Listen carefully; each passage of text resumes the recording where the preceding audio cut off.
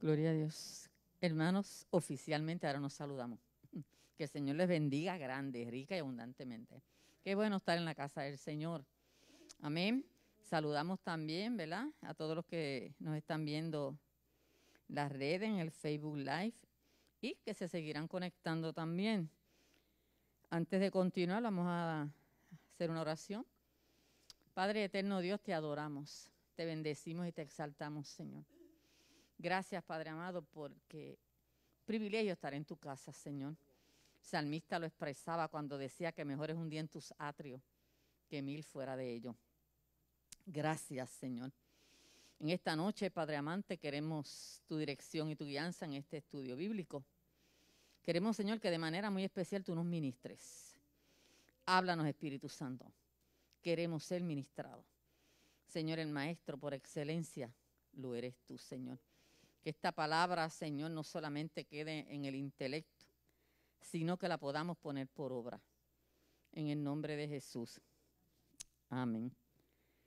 Bien, nosotros estamos estudiando todavía el libro de los Hechos y continuamos estudiando en el libro de los Hechos hasta que se termine. Por eso es un estudio del libro de los Hechos, porque es sistemático. O sea, sigue un orden en los capítulos hasta que terminemos completo el libro de los Hechos.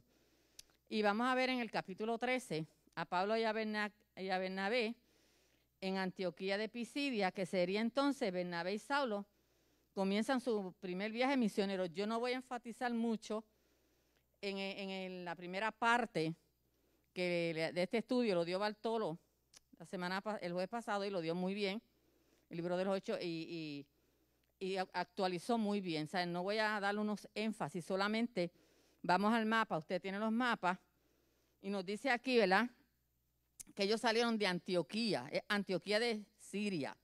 Usted ve Antioquía ahí.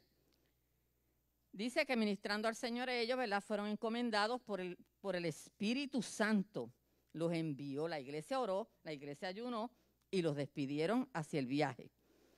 Entonces, dice que descendieron a Seleucia. Mire, la línea del primer viaje de Pablo es la azul. Y en el puntito azul que está aquí, ese puntito, usted le hace un circulito aquí y escribe Seleucia. Seleucia pertenece también a Siria, no está ahí, yo la localicé y está aquí. Usted le hace el puntito ahí, es donde está el azul, donde ellos salen, donde está la marca, de donde ellos arrancan. Lo que pasa es que para no ponerla tan cerquita de la otra círculo, usted pónselo ahí y le escribe Seleucia. Bien, y dice que de allí navegaron a Chipre. Mire dónde está Chipre, ¿usted lo vio? Ok, Chipre. Estaba diciendo a Elizabeth y a Petra que no es que uno, ¿verdad?, como yo trabajé con él chiquito, que había que decirle todas las cosas tan específicas. Esa línea azulita que usted ve ahí es la costa del mar. Es la costa del mar. Seleucia era una ciudad portuaria de Siria. Y dice que llegaron a Chipre. Y de Chipre, en Chipre, entraron a Salamina. Dice que llegaron a Salamina. ¿Vieron a Salamina? Claro, anunciando la palabra del Señor. Para eso fue que fueron encomendados. Dice que habiendo atravesado toda la isla, atravesaron la isla de Pafos. Mírenla ahí. La isla de Pafos, la vieron, ¿verdad? Ok, ahí en Pafos se encontraron un mago, un falso profeta, ¿verdad? Y que estaba con el procónsul. Aquí lo importante de esto fue que hubo una gran conversión.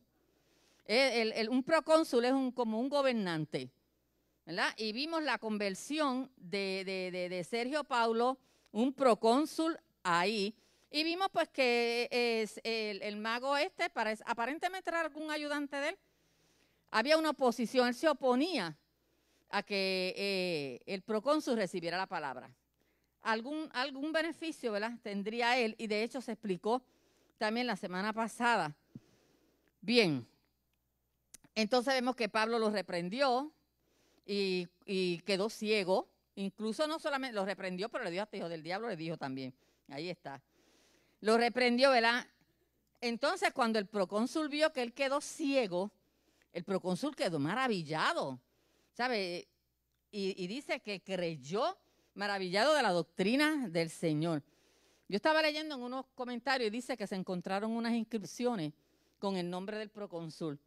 y que aparentemente sí había aceptado él al Señor y su familia en unas inscripciones que se encontraron. Bien, entonces entramos hoy al capítulo 13 y por eso fue que no entré mucho en este detalle que fue muy bien explicado. Nosotros tenemos hoy bastantes versículos aquí. Y vamos a comenzar el 13 del capítulo 13, del 13 al 52, y vamos con los versículos del 13 al 23. Estaba diciendo que tuve que alargar esto, yo los tenía en un orden que era muy específico para mí, para dar la clase, que se me hacía muy fácil. Pero dando el caso que es tan largo, tuve que extender. Así que si yo sigo hablando y alguien ve que no entro en la lectura de la Biblia, que se me olvide, usted me lo dice. Dios les bendiga. Hechos 13, comenzando en el verso 13, dice: habiendo zarpado de Pafos, Pablo y sus compañeros arribaron a Perge de Panfilia. Pero Juan, apartándose de ellos, volvió a Jerusalén. Ellos, pasando de Perge, llegaron a Antioquía de Pisidia y entraron en la sinagoga un día de reposo y se sentaron. Y después de la lectura de la ley y de los profetas, los principales de la sinagoga mandaron a decirles: varones hermanos, si tenéis alguna palabra de exhortación para el pueblo, hablad. Entonces Pablo, levantándose, hecha señal de silencio con la mano, dijo: varones israelitas, y los que teméis a Dios, oíd. El Dios de este pueblo de Israel escogió a nuestros padres y enalteció al pueblo, siendo ellos extranjeros en tierra de Egipto, y con brazo levantado los sacó de ella. Y por un tiempo como de 40 años los soportó en el desierto. Y habiendo destruido 7 naciones en la tierra de Canaán, les dio en herencia su territorio. Después, como por 450 años, les dio jueces hasta el profeta Samuel. Luego pidieron rey, y Dios les dio a Saúl, hijo de Cis, varón de la tribu de Benjamín, por 40 años. Quitado este, les levantó por rey a David, de quien dio también testimonio diciendo: he hallado a David, hijo de Isaí, varón conforme a mi corazón, quien hará todo lo que yo quiero. Desde la descendencia de este, y conforme a la promesa, Dios levantó a Jesús por Salvador a Israel. Quisiéramos que tuviéramos en mente esta noche que nosotros lo que estamos estudiando es el sermón de Pablo. Es un discurso, sermón, lo que usted, como usted le quiera llamar. Lo puede llamar el sermón, la prédica, discurso, ¿verdad? Tiene un parecido al de Esteban. Y vemos ahí que dice que dejaron la isla de Chipre y llegaron a Perge. ¿Vieron dónde está Perge? Ahí, actualmente hoy creo que es Turquía, me parece. Bien, ellos se encuentran ahí. Y dice que Juan Marcos regresó, porque Juan Marcos los estaba acompañando. No se sabe por qué Juan Marcos parte. Sí, ahorita cogiste un mapa. Sí, más tarde pasa un acontecimiento y se menciona otra vez algo de ese incidente. Bien, dice que según su costumbre, Pablo fue primero a la sinagoga de la colonia judía de Antioquía y era día de reposo. Fíjate que dice como era su costumbre de ir a la sinagoga, al igual que Jesús también. Cuando se menciona a Jesús, dice que tenía por costumbre ir a la sinagoga e ir al templo también, ¿verdad? Para aquellos que dicen que el templo, que no hay que ir a la iglesia. No, Jesús iba al templo también. Así, el culto judío en la sinagoga consistía en gran parte, número 1, se hacía oración en la sinagoga. Gran parte de ese estudio en la sinagoga era de oración. Número 2, se leía la lectura de la ley. Fíjate que para esa época ellos eran rollo. Fíjese que cuando Jesús fue a la sinagoga, que él mismo cogió, que se le entregó, y él ahí mismito cayó el Isaías 61, ¿verdad? que me envió el Señor a predicar. A mí me encanta cuando dice que todos los ojos estaban puestos en él, me encantó ese. Y luego se sientan, porque en la sinagoga en esa época eran sentados. O sea, el maestro se sentaba y enseñaba sentado. Mire, yo me siento en la escuela pública ahora, me siento. ¡Ah! Mire, no hago yo más que sentarme y se alborotaron los muchachos. Y por eso nosotros damos las clases de pie, pero en esta época eran sentados, el maestro se sentaba, era sentado. Bien, y también había una lectura de los profetas, que eso era lo que había para esa época, ¿verdad? Los rollos de la ley y los profetas también. Y luego había una exposición de lo leído. Después que se leía la lectura de la ley, la lectura de los profetas, había una exposición de lo leído. Pues eso fue que se le dio a Jesús y él leyó y después habló. Los principales de la sinagoga no necesariamente eran clérigos, no necesariamente eran sacerdotes. Podían serlo, pero no necesariamente. Ellos eran los encargados de supervisar la sinagoga, el culto en la sinagoga. Y si se encontraba una persona ahí en la sinagoga que era letrada, que tenía conocimiento en las escrituras, pues entonces se invitaba a esa persona a exponer, a disertar algo de lo leído, de lo que se había leído, un tema relacionado con las escrituras. Así que los principales de la sinagoga le extendieron la mano a Pablo para que Pablo comenzara, si quería decir algo. Imagínese usted preguntarle a Pablo que si quería decir algo, al apóstol Pablo. Eso es. Mire, Pablo disertaba largo, ¿sabe? Los sermones de Pablo eran bien largos. Usted lo va a ver a través de los hechos. Bien. Así que Pablo inicia su sermón en la sinagoga. Y lo vamos a ver ahora. Dice que la congregación de la sinagoga comprendía dos grupos. Es decir, judíos y temerosos de Dios, pero también habían gentiles, ¿verdad? Gentiles que adoraban a Dios, asistían a la sinagoga, pero no se sometían a la ley judía. No se sometían a la ley judaica. O sea, dos grupos. Bien.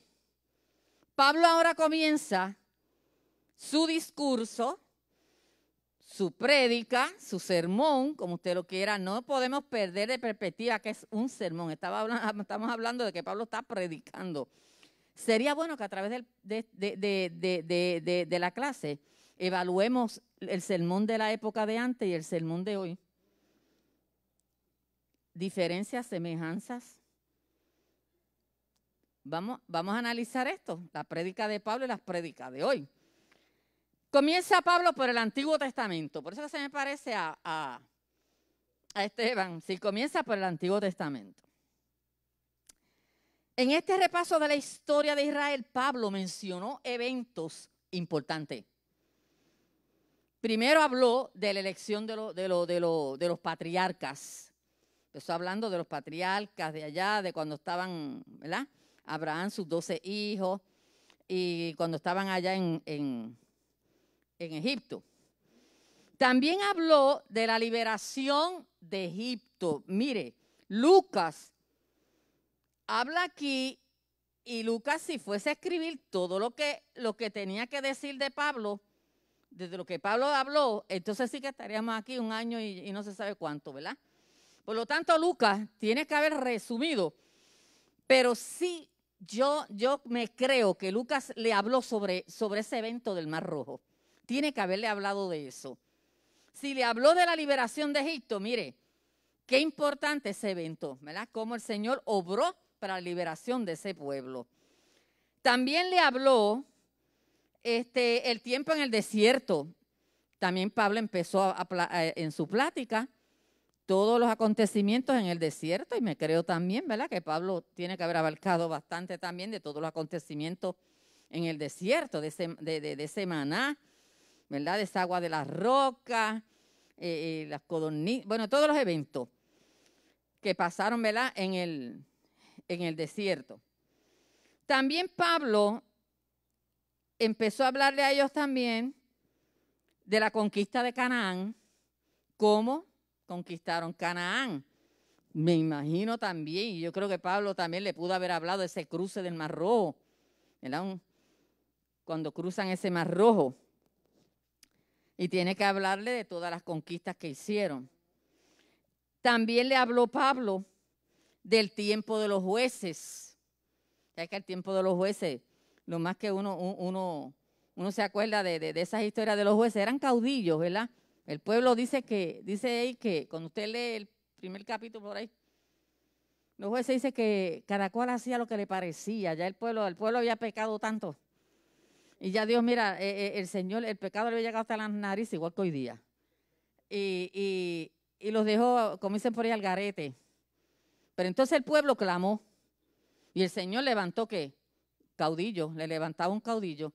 Y mientras el caudillo gobernaba, todo iba bien. Pueblo no hacía más que morir el caudillo otra vez.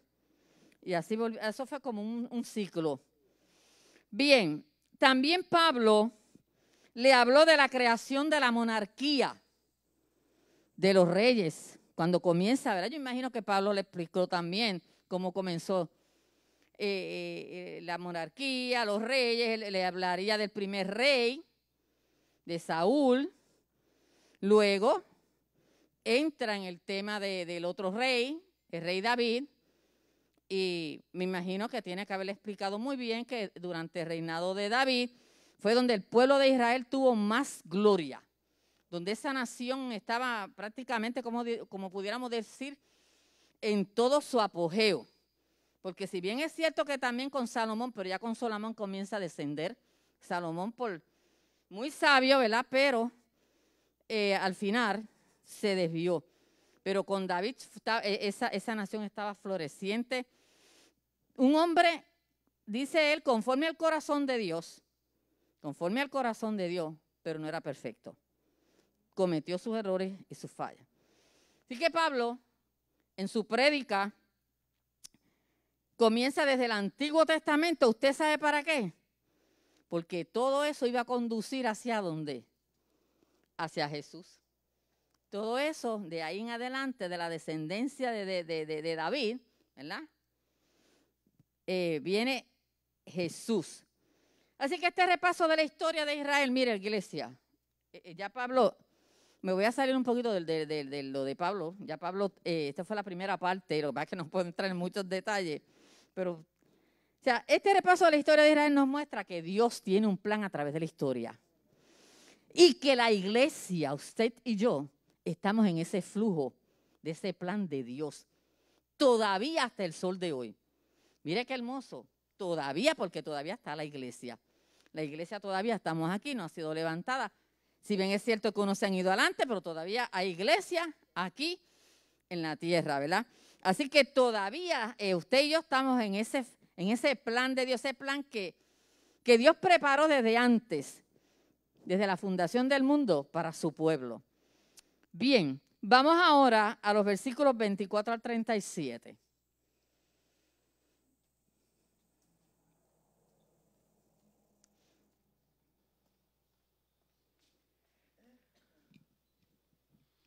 Antes de su venida predicó Juan el bautismo de arrepentimiento a todo el pueblo de Israel. Mas cuando Juan terminaba su carrera, dijo: ¿Quién pensáis que soy? ¿No soy yo él? Mas he aquí, viene tras mí uno quien yo no soy digno ni de desatar el calzado de sus pies. Varones hermanos, hijos del linaje de Abraham, y los que entre vosotros teméis a Dios, a vosotros es enviada la palabra de esta salvación. Porque los habitantes de Jerusalén y sus gobernantes, no conociendo a Jesús ni las palabras de los profetas que se leen todos los días de reposo, las cumplieron al condenarle. Y sin hallarle él causa digna de muerte, pidieron a Pilato que se le matase. Y habiendo cumplido todas las cosas que de él estaban escritas, quitándolo del madero, lo pusieron en el sepulcro. Mas Dios le levantó de los muertos y se le apareció durante muchos días a los que habían subido juntamente con él de Galilea a Jerusalén, los cuales ahora son sus testigos ante el pueblo. Y nosotros también os anunciamos el evangelio de aquella promesa hecha a vuestros padres, la cual Dios ha cumplido a los hijos de ellos. Y nosotros resucitando a Jesús, como está escrito también en el Salmo 2, mi hijo eres tú, yo te he engendrado hoy. Y en cuanto a que se levantó de los muertos para nunca más volver a corrupción, lo dijo así: os daré las misericordias fieles de David. Por eso también el otro salmo no permitió que los santos vean corrupción, porque a la verdad David, habiendo servido a su propia generación según la voluntad de Dios, durmió y fue reunido con sus padres y vio corrupción. Mas aquel a quien Dios levantó no vio corrupción.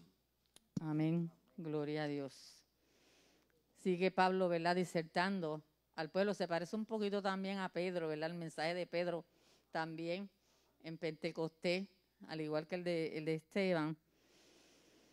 Pasa él del Antiguo Testamento, después que él narró todos esos eventos del Antiguo Testamento, disertando y hablándoles sobre todos los acontecimientos y los eventos que ya hemos discutido. Pasa entonces al Nuevo Testamento. Y dice aquí que usando los ejemplos de Juan el Bautista y los gobernantes judíos, Pablo demuestra cómo la gente recibió y rechazó a Jesús. Y lo vamos a ver. Juan el Bautista, según como diserta Pablo y le está hablando a ellos, acuérdense que es un mensaje, dice que respondió a Jesús de manera correcta. Él preparó los corazones de otros para Jesús y vio a Jesús por lo que realmente era. Mire, si alguno tenía bien claro y bien enfocado su ministerio, era Juan el Bautista. Tremendo, tremendo. Decía, Juan el Bautista, la palabra decía que aquel era más grande que él. Decía, Juan sabía que Jesús era aquel que era más grande que él. Se lo va explicando Pablo, ¿verdad? Era más que un maestro. Era el Señor Dios a quien todos debemos responder. Juan el Bautista decía, yo no soy digno ni desatar la correa de su calzado. Mire, porque para esa época los rabinos, los maestros, o sea, eran de mucho, ¿cómo pudiéramos decir? De mucha importancia, mucho auge. Un maestro era algo, ¿sabe? Un rabino. Pues, ¿qué pasa? Que ellos tenían discípulos. Entonces, como siempre pasa muchas veces, cogían los discípulos, parece que los cogían como de sirviente. Entonces mandaban a sus discípulos a amarrarle la sandalia. O sea, que los cogían de bendito a los pobrecitos, a los discípulos de ellos. Y mira, los mandaban a amarrarse la sandalia. Entonces de ahí es que sale que no era digno de desatar la sandalia, porque fíjate que Jesús es catalogado como maestro. ¿Ves? Entonces el discípulo tenía que desatar, lo cogían para eso, para desatarle la sandalia, en otras palabras, casi de sirviente, ¿verdad? Exacto. Fíjate que las veces que le mandaron a decir a él, le preguntaron, yo no soy el Cristo. Mientras otros por ahí se han proclamado Cristo. ¿Cuántos no se han proclamado Cristo? ¿Ah? Y Juan el Bautista, mire, ese sí que estaba bien enfocado. Ese no fue por encima de su maestro, no. Yo no soy el Cristo. Bien. La prometida salvación se cumplió en la muerte de Jesús. Sigue Pablo con su discurso, ¿no? Que esa salvación que habían prometido se había cumplido en Jesús. Fíjate que Pablo, yo no sé si usted a través de la lectura y a través de lo que estamos explicando, fíjese qué sencillo el mensaje. Digo, yo no sé si soy yo, pero yo encuentro un mensaje tan sencillo. Sencillo, importante. O sea, Pablo estaba en la médula, lo que era. Pablo estaba presente a quien tenía que hablar, de quien tenía que hablar. Exaltando a quien tenía que exaltar, hablar de quien tenía que hablar. Fíjate, ese discurso que está dando, esa prédica de Pablo. Eso está bien interesante. Bien, Pablo les dice que sin darse cuenta, dice, mire, ustedes sin darse cuenta, el pueblo judío, ¿verdad? Sin darse cuenta, los judíos de Jerusalén y gobernantes habían cumplido las escrituras. Se cumplió lo que decía las escrituras. Ellos mismos hicieron que las escrituras se cumplieran, ¿verdad? Porque le dieron muerte al no comprender el verdadero significado de las mismas palabras y condenar a Jesús. O sea, Pablo le dice, mira, ellos mismos cumplieron, la palabra se cumplió porque ellos mismos hicieron que la palabra se cumpliera. Ellos mismos. Así que, por tanto, Jesús fue ejecutado y puesto en un sepulcro. Sigue Pablo ahí. Dice que al llamar a la cruz madero, Pablo hace alusión al pasaje de Deuteronomio 21, 22 y 23 que dice que Dios maldice a una persona que ha sido colgada en un madero. Eso está en Deuteronomio 21, 22 al 23. Y Pablo quiso decir que Jesús se hizo maldición para que nosotros fuésemos bendecidos. Mire, Él se hizo maldición para que usted y yo fuésemos bendecidos. Entonces, él se hizo pobre para que usted y yo fuésemos enriquecidos. Mire para allá, qué cosa tan hermosa, ¿verdad? Se hizo pobre para que usted y yo fuésemos enriquecidos. Se hizo maldición para que usted y yo fuésemos bendecidos. Mire qué clase de sacrificio del Señor. Y Gálatas 3:13 dice el mismo Pablo, dice, Cristo nos redimió de la maldición de la ley, hecho por nosotros maldición, porque escrito está, maldito todo aquel que es colgado en un madero. Tremendo. Así que verdaderamente tremenda exposición la que Pablo les está dando ahí en la sinagoga a ellos. Y toditos escuchando, mire, para esta época, mire, no había televisión, no había celulares, no había internet, no había periódicos, no había televisión, no había radio, no había micrófono, la sinagoga. Y ellos, cuando llegaba una persona que traía información o que traía un conocimiento, ellos les encantaba escucharlo, porque como no tenían de dónde buscar fuente, no tenían nada, cuando veían una persona, ¿verdad? Pues por eso yo estaba pensando, cuando estábamos estudiando esto, me acordé de cuando Pablo fue a Atenas, o sea, que vio el pueblo sumergido en la idolatría. Entonces a él, que Pablo dice que yo veo que ustedes son bien religiosos, le dice, estoy parafraseando, ¿verdad? Y mire, el Dios tal, el Dios tal, el Dios tal, el Dios tal. Y unos que no, al Dios no conocido, pues mira, a ese es el que yo le vengo a hablar a ustedes. Entonces ellos, fíjate que si usted lee ese pasaje, ellos se interesaron en escuchar porque ellos querían, dice que a los griegos les gustaba indagar, investigar, ¿sabe? Entonces ellos querían saber de eso, informarse de eso. Porque para esa época, pues la persona que sabía y tenía más conocimiento, pues ellos le querían escucharlo. Bien, continuamos con la prédica de Pablo al Jesús resucitado ahora, en los versículos 30 a 37, porque hasta ahí fue que yo los tenía catalogados de otra forma, pero porque como era muy largo tenía que ponerlos así. Aquí Pablo declara que Dios fue más grande que el pecado y que la rebelión del hombre. O sea, Pablo le explica a ellos, es como decirle, mira, si bien es cierto que lo mataron, lo colgaron, pero salió triunfante, ¿verdad? Declara, mira, venció el pecado. Venció el pecado y venció la rebelión del hombre.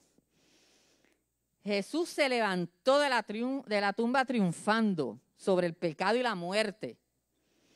También se ofreció evidencia de testigo, le dice Pablo. Hubo testigos, porque hubo testigos y a él lo vieron resucitado, lo dice en el libro de los Hechos. Y cuando él resucitó, sus discípulos y mujeres también. Así que Jesús, declara Pablo, Jesús, le dice Pablo ahí a ellos, es el cumplimiento de la promesa contenida en el Antiguo Testamento. La esperanza mesiánica dada a los padres se cumple en él, en Jesús. Todo lo que se profetizó en el Antiguo Testamento de Jesús, todo lo que hablaron, bueno, todos ellos hablaron e indagaron y no sabían de quién era. Yo me imagino, yo me pongo a veces en casa, yo imagino que ustedes también me ponen a estudiar, yo digo, Dios mío, ver esos profetas que hablaban de Jesús. ¿Cómo pensar? Ellos se quedarían después como pensar, ¿quién será ese? ¿De quién se hablará? ¿Verdad? Qué hermoso. Y Jesucristo es el cumplimiento del Antiguo Testamento, ¿verdad? La esperanza mesiánica dada a los padres se cumple en Jesús. Bien. Fíjense que nos menciona David. Mire, David fue un rey, yo digo ilustre para el pueblo de Israel. Fue bien querido cuando, bueno, la bandera de Israel tiene una estrella. La bandera de Israel tiene una estrella azulita y le llaman la estrella de David. No sé por qué, porque no es bíblico, no lo veo bíblico como tal. Cuando yo fui a la excursión, para ellos David es bien importante. Ellos no tienen, bueno, por lo menos lo que me enseñaron a mí allí no es tumba bajo tierra, no, aquello era algo bien bonito, como un monumento y ahí está puesto ahí como si fuera un ataúd. Y encima de eso está la bandera. O sea, hay una bandera, había algo encima como de ese, porque para ellos David fue algo grande, ¿sabes? Fue un gran rey para ellos. Ellos lo tienen en grande estima. Y yo imagino que por eso es que Pablo le dio un énfasis a esto. Y dice que la carrera de David se circunscribió a su propia generación. Pero David, igual que todos, ¿qué? Murió, ¿verdad? Murió y vio corrupción. O sea que la carrera de Jesús no puede circunscribirse a tiempo alguno, porque Jesús es dueño de la eternidad. Jesús, pues, pertenece a la eternidad. Les dice Pablo, y les cita, Pablo le hace una cita aquí. Puesto que David murió, la promesa del Salmo 16:10, se la cita Pablo ahí. No podía referirse a él, sino a su prometida descendencia. Porque no dejarás mi alma en el Seol, ni permitirás que tu santo vea corrupción. David vio corrupción. ¿Sabe? Él está hablando aquí de David. Es como yo pensaba, cuando yo leía esto, yo pensaba en Hebreos, en el libro de Hebreos, en el capítulo 1, cuando el que lo escribió, dicen que algunos dicen Pablo, otros pues, que el que lo escribe, el autor dice, Jesús superior a Moisés, Jesús superior a los ángeles, y por ahí, o sea, Jesús primero. Yo imagino que Pablo lo que quería decirle aquí, ¿verdad? Por si acaso había alguna duda de... Así que la resurrección significa que Jesús realmente es el único Hijo de Dios. Pablo vuelve y le cita el Salmo 2:7 y dice, y prueba que él era totalmente santo, incluso en su obra en la cruz también dice, el Salmo 2:7, yo publicaré el decreto. Jehová me ha dicho, mi hijo eres tú. Yo te engendré hoy, ¿verdad? Refiriéndose a Jesús. Vamos a los versículos. Sí, 38 al 48. Así que tremendo mensaje de Pablo a la iglesia. de Antioquía.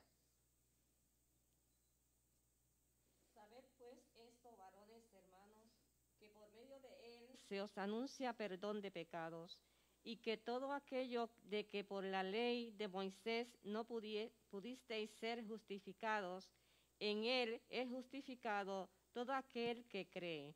Mirad pues que no venga sobre vosotros lo que está dicho en los profetas.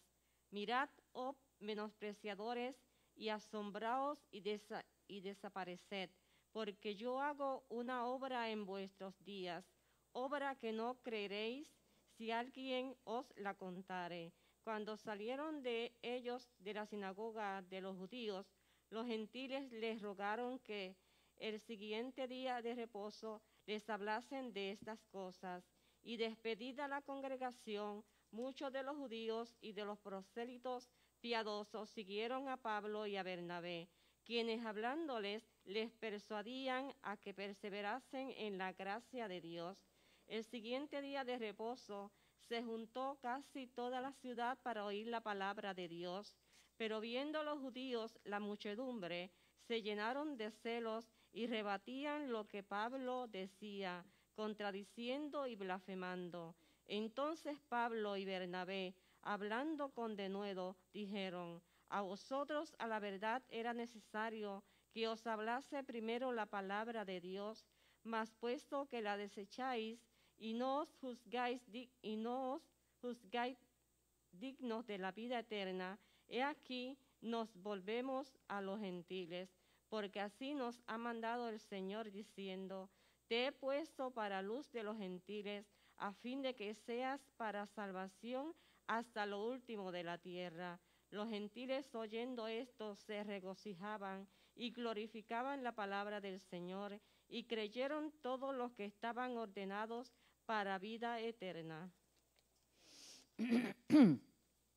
Bien, aquí vemos, ¿verdad? Pablo continúa su prédica y le dice a ellos que con una promesa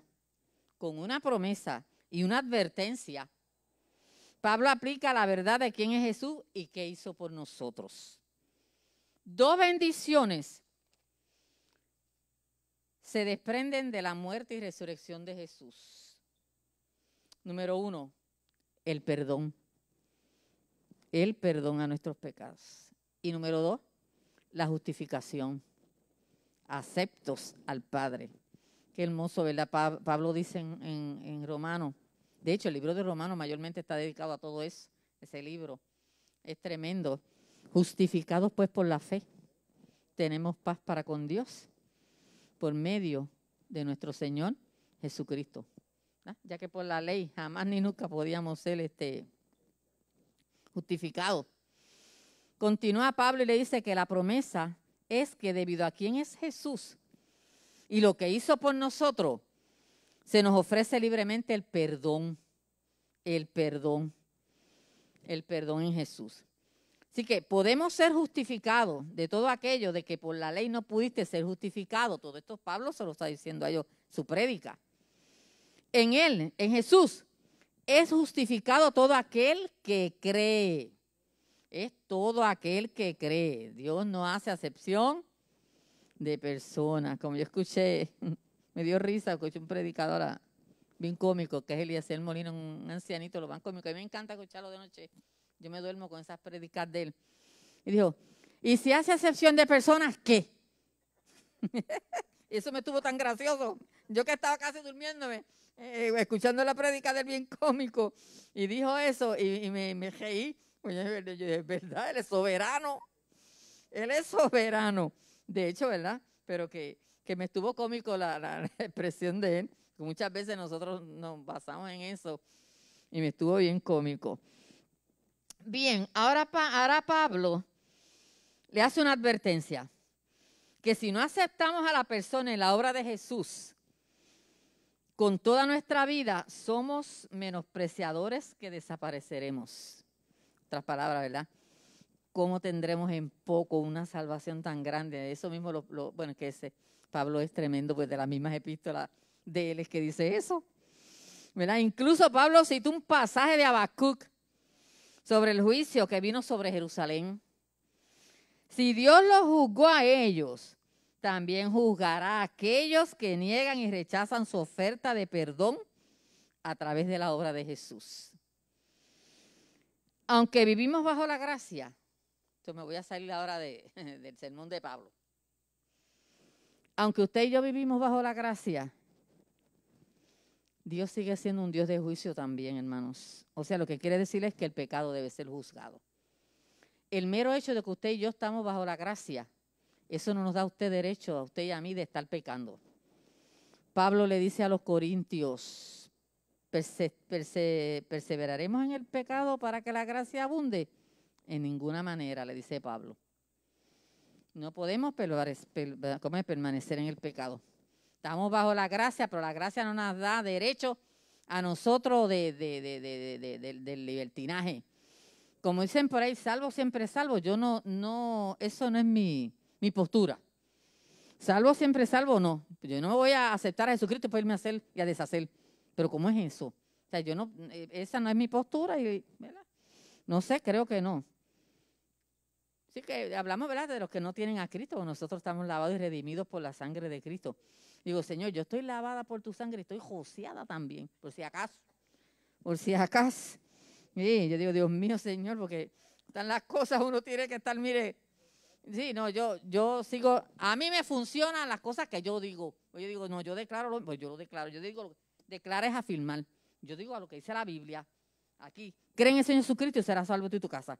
La gente dice que eso fue una profecía. A mí no importa que fue profecía. Yo lo declaro para mí también. Y porque hay gente que dice que es profecía, que no es promesa. Pues no importa, sea promesa o profecía, lo que es mía también. Amén. Mira, la gente por bobería. Que voy yo por una bobería hasta el... Hombre, ¿no? Y la gente por bobería y tontería y qué sé yo, mire... Y haga usted lo que le dé la gana y exprese usted lo que diga. Digo, no es que sea fuera de la palabra del Señor, ¿verdad? Porque la gente a veces... Pero si él cree en eso, porque según tu fe será hecho.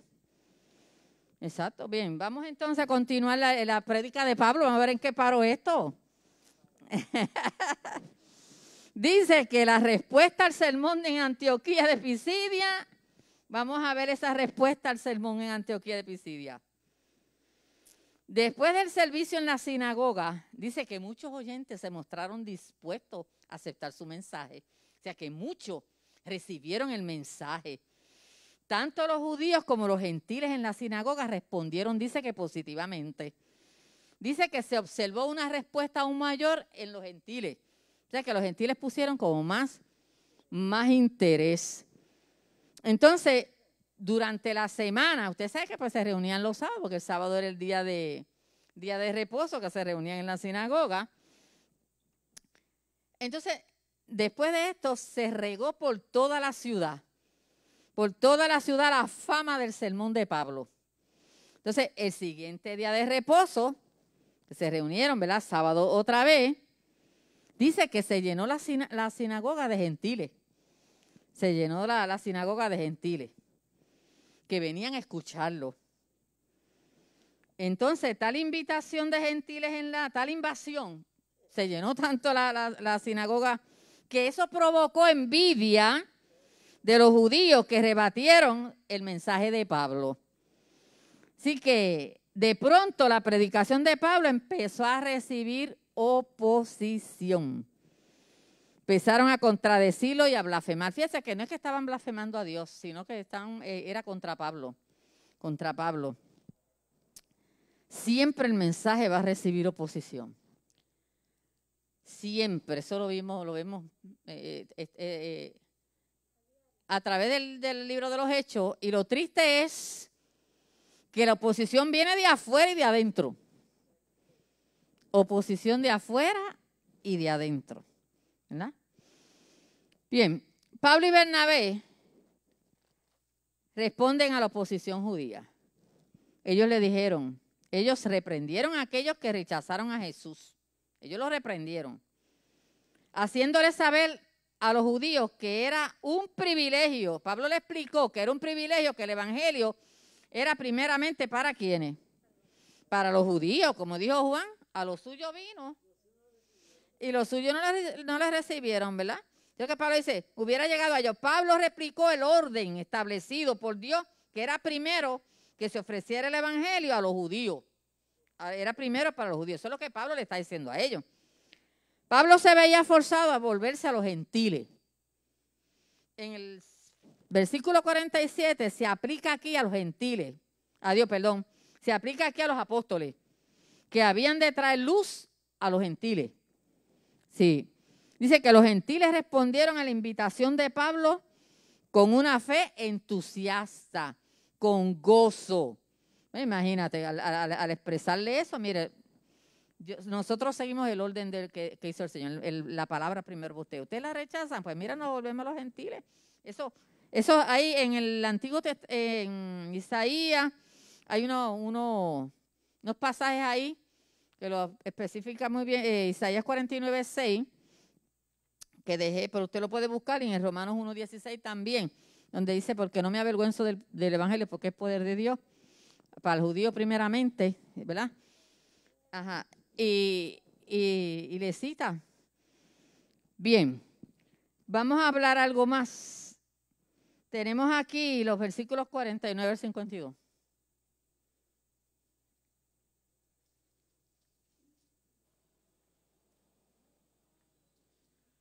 Dice la palabra, y la palabra del Señor se difundía por toda aquella provincia, pero los judíos instigaron a mujeres piadosas y distinguidas y a los principales de la ciudad y levantaron persecución contra Pablo y Bernabé y los expulsaron de sus límites. Ellos entonces, sacudiendo contra ellos el polvo de sus pies, llegaron a Iconio y los discípulos estaban llenos del gozo y del Espíritu Santo. Amén. Bendición y oposición. Es increíble pensar, ¿verdad?, que esta iglesia nació en una semana, poco menos de una semana, ¿verdad? Donde quiera que haya avivamiento, el segundo grupo en avivarse es el del diablo, detrás. Eso es así, eso es así. Pero mire, la iglesia tiene que mantenerse firme, firme. La iglesia no puede darse por vencido, nosotros no podemos darnos por vencida. Nosotros estamos estudiando el libro de los Hechos. Usted va a ver. ¿Qué pasa? Que yo no me quiero adelantar a los demás capítulos, lo tienen mis amados compañeros. Sí, ellos tienen esas clases, tú sabes, yo no me quiero adelantar, pero usted lo va a ver. Usted va a ver ahí, bien clarito. La iglesia no se detuvo para nada. No, a la primera pedra no se sentaron. Al contrario, para adelante. No le voy a explicar porque son los demás capítulos, ahora no quiero meterme en lo de ellos. Pero la iglesia no puede darse por vencida porque mayor es el que esté en nosotros que el que esté en el mundo. ¿Sí? Donde quiera vamos a ver oposición, donde quiera. Las cosas del Señor van a tener oposición donde quiera. Avivamiento, el diablo detrás. El otro avivamiento, buscando, sembrando cizaña, lo que sea, busca lo que sea, de adentro, de afuera. No se va a estar tranquilo. Por eso nosotros, mi hermano, no podemos darnos por vencidos. Tenemos que echar para adelante en el nombre de Jesucristo. Caminar, marchar, porque nosotros no estamos solos. No estamos solos. El Señor está con nosotros. El Señor está en medio de su pueblo y con su pueblo. Y nos guarda y nos protege. Así que eso no puede ser de impedimento para que, ¿verdad?, dejar de predicar la palabra del Señor. Donde haya que ir, se va. Donde haya que predicar, se predica. Bien. Por aquí dice que los judíos no solamente rechazaron el evangelio, buscaron la forma de frustrar el ministerio de Pablo. Fíjese que yo no sé si en los Corintios, una de las cartas de él, trataron también de, ¿verdad?, de desacreditar su ministerio, de desacreditar el ministerio de Pablo también. Satanás olvídate, no podemos ignorar sus maquinaciones, no las podemos, si bien es cierto que no podemos estar dándole los créditos que él se merece y estar mencionando todo el tiempo la obra de él, porque él no se merece nada, ni se merece crédito, ni se merece nada, pero tampoco podemos ignorar sus maquinaciones. No las podemos ignorar. Eso es así. Bien. La oposición judía fue lo suficientemente fuerte como para expulsarlos de la región. Los expulsaron de la región pero no derrotados ni vencidos. Ni derrotados ni vencidos. Y en los versículos 51 y 52, Pablo y Bernabé reaccionaron a su expulsión de la ciudad de Antioquía de Pisidia. Usted mire dónde está Antioquía. Ellos estaban ahí en esa región. Antioquía de Pisidia, porque hay otra Antioquía que es acá la de Siria, donde salieron ellos, ¿verdad? De la iglesia de Antioquía. Antioquía ahí allá arriba, donde está Antioquía, ahí era donde estaban ellos. Bien, dice que sacudiendo el polvo de sus pies. Mire, eso era que cuando los judíos pasaban por una ciudad gentil, después que salían de la ciudad, mire, se sacudían el polvo de los zapatos. La hermana Abigail en una de en la clase de ella explicó que de hecho me hubiera gustado que si ella tiene eso me lo hiciera llegar. Lo que los judíos tienen contra los gentiles. Hablaste de algo así. O sea, de todas las cosas. Mire, no querían saber ni de la estampa de los gentiles. Hasta se sacudían el polvo. Mire, pasando la ciudad, salían de la ciudad y se sacudían el polvo. Y ella explicó muy bien ese punto de todas eso que ellos hacían contra los gentiles. No querían saber de los gentiles. ¿Ah? Sí, por eso, sí. Exacto, sí. Ella hizo una explicación de eso que fue muy interesante. O sea, al hacer esto, Bernabé y Pablo trataron a la ciudad como si fuera una ciudad gentil que rechazaba a Dios. Así que ellos continuaron su trabajo y llegaron a Iconio. Mire dónde está Iconio, para que usted vea que nada los detuvo. Nadita, salen de aquí, de Antioquía, y caen en Iconio.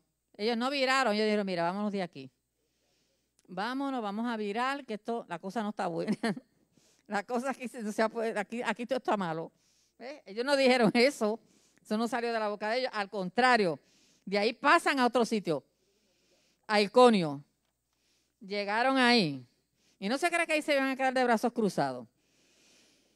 Ahí ir a predicar también por ahí para abajo. Bien, dice que la alegría de un verdadero cristiano. Mire, ellos dicen que la iglesia primitiva gozaba por pasar persecución.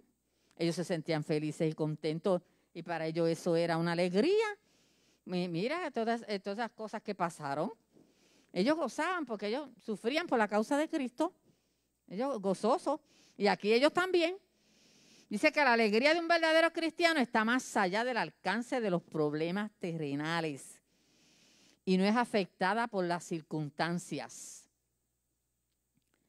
Así que ellos, mire, tenían gozo. Gozo que contradecían sus circunstancias. Pues mira, se fueron gozosos, sacudieron los pies, el polvo, y vamos para más adelante y ve gente. Más adelante y ve gente. Llegaron a Iconio. Tengo un pensamiento aquí, que yo lo copié, lo encontré tan interesante, solamente tengo, lo que dice es el nombre, no dice ni apellido, ni dice nada. Un pensamiento Clark, se llama Clark. El que lo escribió dice, los mártires estuvieron más felices en las llamas de lo que sus perseguidores pudieron estar en sus camas. Lo vuelvo y lo leo. Él dice, los mártires estuvieron más felices en las llamas de lo que sus perseguidores pudieron estar en sus camas. Se sentían gozosos por sufrir por la causa de Cristo.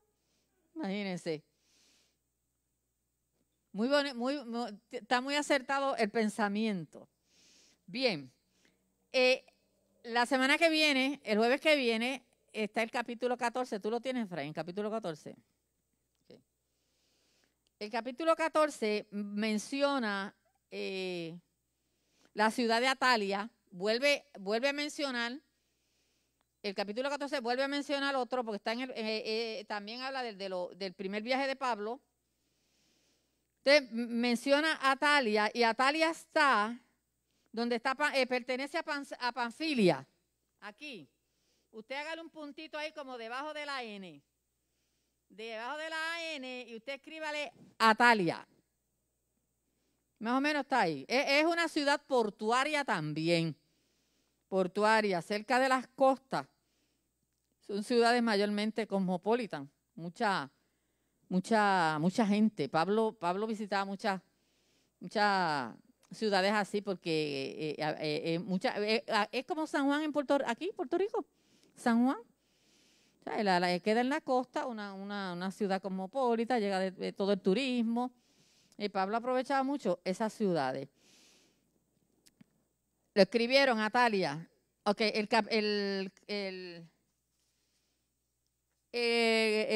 capítulo 14, creo que Jerry es el que lo tiene.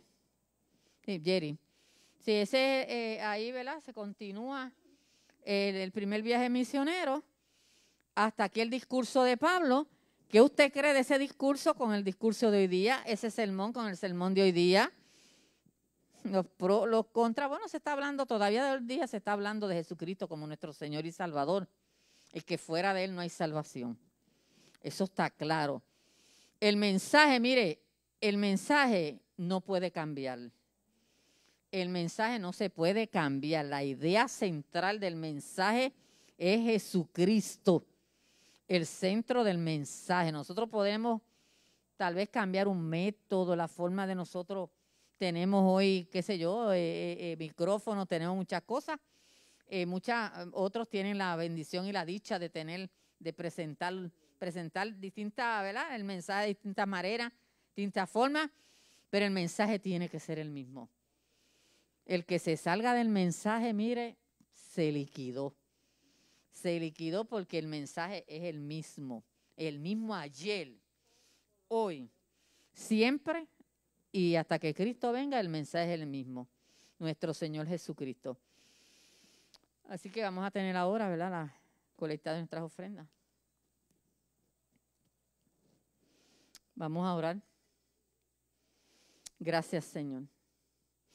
Gracias, Padre, porque en estos momentos, Padre de la gloria, te vamos a ofrendar de todo lo que tú tan generosamente nos has dado, Señor. Bendice estas ofrendas, Señor, úsalas para engrandecimiento de tu obra, Señor amado, Dios mío. Y gracias, Señor. Gracias, Padre de la gloria, porque tú siempre has sido nuestro sustento. En el nombre de Jesús.